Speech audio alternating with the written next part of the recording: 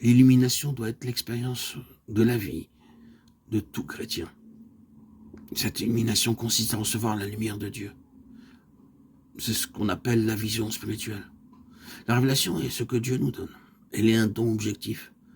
Tandis que la lumière est ce que Dieu nous fait voir dans la révélation. Elle est intérieure.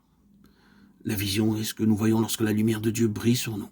Elle comporte la lumière et la révélation. Dans notre expérience et dans l'expérience de tout chrétien, l'illumination vient d'abord, puis ensuite la foi. Si nous désirons être constamment éclairés, Christ doit toujours occuper la prééminence en toutes choses. Si ton œil est simple, tout ton corps sera éclairé. Matthieu 6, 22. Nous sommes incapables de comprendre, non parce que les choses sont incompréhensibles, mais parce que nos yeux ne sont pas simples.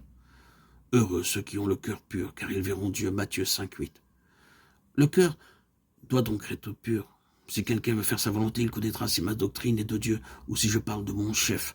Jean 7, 17. Seuls ceux qui ont volontairement placé Christ à la première place recevront la lumière et auront un cœur purifié. Jouir de la puissance est aussi une des douces expériences dans la vie du chrétien, mais pour qu'elle devienne nôtre, nous devons bien sûr laisser à Christ le trône de notre vie. Le croyant expérimente la puissance dans la mesure où Christ croit en lui. Sans une vie de séparation, il n'y a pas de puissance. La séparation ne signifie pas seulement sortir de quelque chose, elle est le résultat d'un changement de position. Entrer et demeurer en Christ. Ce qui différencie le chrétien par rapport au monde, c'est qu'il appartient à Christ. Il est revêtu de Christ. Christ et sa puissance. Il y a aussi les expériences amères. Les pertes matérielles font partie des expériences amères que peuvent subir les chrétiens.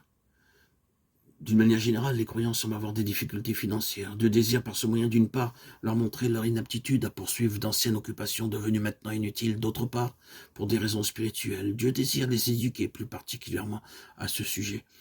Dieu révèle parfois nos richesses pour nous inciter à rechercher Christ, afin qu'il ait la prééminence dans nos vies. Selon les Écritures, il n'est pas impossible pour les riches d'entrer dans le royaume de Dieu, mais seulement difficile. La richesse n'est pas un obstacle absolu pour servir Dieu, mais elle peut devenir un empêchement pour le servir pleinement.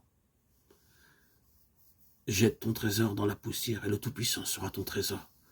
Job 22, 24. Dieu éduqua les enfants d'Israël de cette manière dans le désert. Il les déposséda de certaines choses matérielles dans le seul but de les faire entrer dans l'expérience de l'abondance qui se trouve en Dieu. Dieu nous accordera les ressources célestes lorsque toutes ressources terrestres cesseront. Les difficultés matérielles nous conduiront à rechercher le Seigneur pour apprendre la leçon de la foi et placer Christ à la première place.